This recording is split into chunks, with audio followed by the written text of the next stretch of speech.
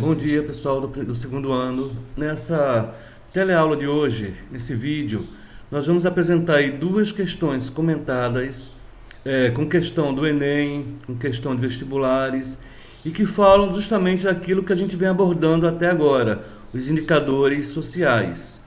Lembrando que essas questões, agora elas fecham esse conteúdo e a gente vai começar depois a falar sobre regionalização, certo? Então agora nós vamos falar sobre taxa de analfabetismo e expectativa de vida. Leia o texto abaixo. Analfabetismo cai, mas ainda reflete desigualdade regional. De pouco em pouco, a taxa de analfabetismo continua a cair no Brasil e passou de 8,5% em 2013 para 8,1% no ano passado. A queda vem sendo quase constante de 2001 para cá, embora tenha permanecido no mesmo patamar entre 2011 e 2013, quando oscilou entre 8,4% e 8,5%. A diferença entre as regiões, porém, permanece gritante nesse quesito. Enquanto no Sul e Sudeste a taxa de analfabetos é de 4,4% e 4,6%, respectivamente, no Nordeste a percentagem é de 16,6%, de longe a pior situação do país. A medição é feita entre pessoas de 15 anos de idade ou mais, e quanto mais velho o grupo, maior o índice. Entretanto, o analfabetismo ainda assola as novas gerações, afetando 0,9% de jovens na faixa de 15 a 19 anos e 1,4% na de 20 a 24 anos. A primeira questão, a letra A, é qual é o tema desse texto, certo? O texto ele traz dados do IBGE sobre o analfabetismo no Brasil e o tema dele é mostrar as desigualdades regionais, a diferença entre pessoas alfabetizadas nas diversas regiões do país. Então, o tema do texto é desigualdade regional a partir do analfabetismo, ok? E a letra B, em termos políticos, qual a utilidade dessa informação referente à taxa de analfabetismo? Então ele aí mostra, por exemplo, que o Nordeste tem uma taxa de analfabetismo bem mais alta que a região Sul e Sudeste. Praticamente 3 vezes mais analfabetos aqui no Nordeste do que lá no Sul e no Sudeste. Mas qual a importância de eu ter esses dados em mãos, em questões políticas e econômicas?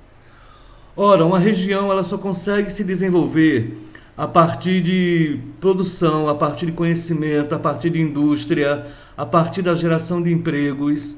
E para isso eu preciso ter profissionais qualificados, pessoas que tenham autonomia, que consigam desenvolver suas atividades, ok? Então, quando eu percebo que o Nordeste, enquanto governante, tem uma taxa de analfabetismo muito alta, eu pego esse dado que o IBGE me traz e vou investir em políticas públicas que tenham como objetivo alfabetizar a população na faixa etária correta e corrigir as distorções. Das pessoas mais velhas, por exemplo, como o próprio texto diz, que conforme a pessoa é mais idosa, conforme o grupo é de idosos, essa taxa ela aumenta. Então, a partir desse dado, eu percebo que a região Nordeste ela precisa ter um investimento maior na questão da alfabetização e na questão da educação. Não que eu vá tirar investimento das outras regiões, mas eu preciso olhar com maior cuidado para a região Nordeste a partir do que o IBGE me apresentou.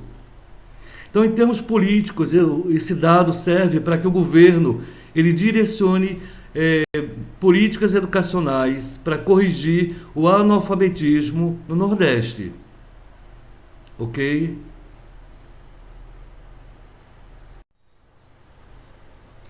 Segunda questão. Estima-se para o ano de 2050 que existam cerca de 2 bilhões de pessoas com 60 anos ou mais no mundo, a maioria delas vivendo em países em desenvolvimento.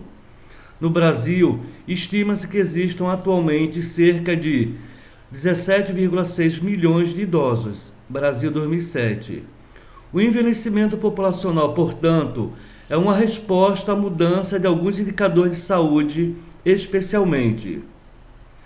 Galera, então ele diz que em 2050 a população ela vai estar envelhecida e que isso lá em 2050 vai se refletir principalmente em países em desenvolvimento. Ora, eu preciso pensar o seguinte: esses países que estão em desenvolvimento, eles estão trabalhando para melhorar alguns indicadores. Então, no slide a seguir, nós vamos ver algumas questões, certo? Já que essa é uma questão que caiu no Enem, e vamos comentar a resposta correta.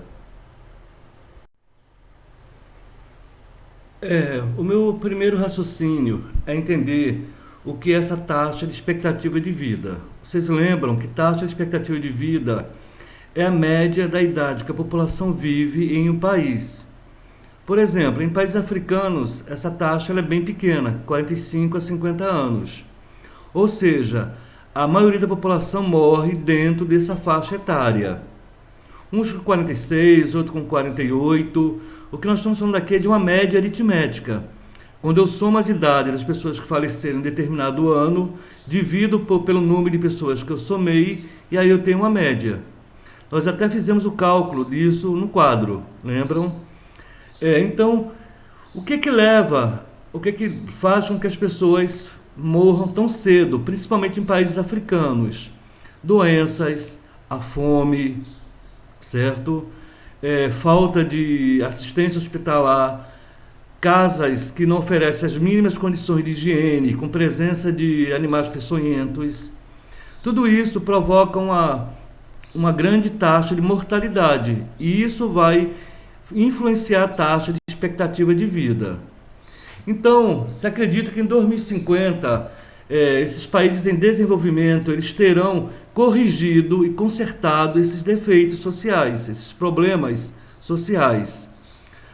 Por isso a resposta correta é a letra E, porque ele diz que nós vamos ter uma queda da mortalidade, certo? As pessoas vão morrer, é claro, vão continuar morrendo, mas vão morrer menos ano a ano, eles vão prolongar os seus anos de vida. Uma diminuição da taxa de fecundidade, uma queda da taxa de fecundidade, ou seja, as pessoas terão menos filhos. Nós até comentamos que no Brasil isso vem ocorrendo ao longo dos anos. Era comum na época da minha avó, da minha mãe, se terem 5, 6, 7 filhos. Hoje, um outro caso, aí você encontra pessoas novas com 3, 4 filhos. Mas a grande maioria dos casais hoje procura ter, em média, 2 filhos. E a queda do índice de envelhecimento, o aumento do índice de envelhecimento. A população vai envelhecer mais. Por quê? Porque ela vai ter maior acesso à saúde, vai ter melhor qualidade de vida, ok? E isso foi um tema muito debatido nos últimos anos aqui no Brasil, em questão da reforma da Previdência.